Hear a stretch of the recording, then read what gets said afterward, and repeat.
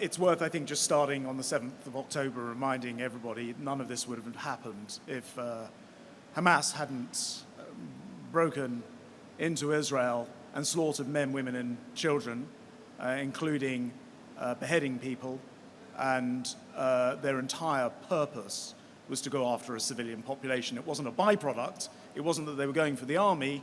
They went to slaughter men, women, and children.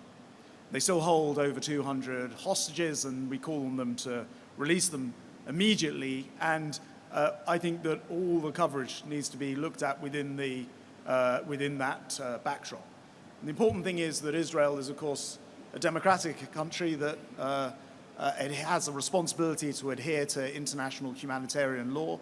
And it's a point that I make publicly as well as privately to the Israelis, including with the meeting yesterday with the Israeli ambassador in London.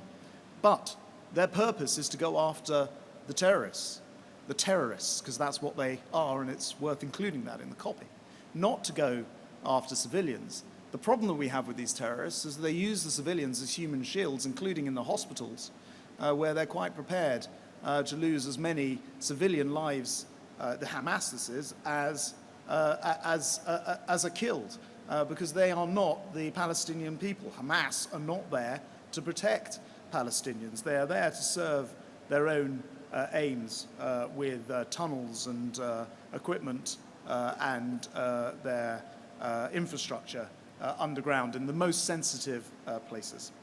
So of course we always call on Israel to protect international humanitarian law. Of course we feel deeply for the people who are caught up in this conflict, and that is why Britain has put £30 million into it. That's why I've been sending aircraft out of Bryce. I X'd some pictures of them yesterday, leaving to provide that humanitarian aid to Gaza. And that's why we always impress on the Israelis, publicly and privately, to do all they can to get that aid into Gaza. And the problem is that Hamas often won't allow that smooth flow of aid as well.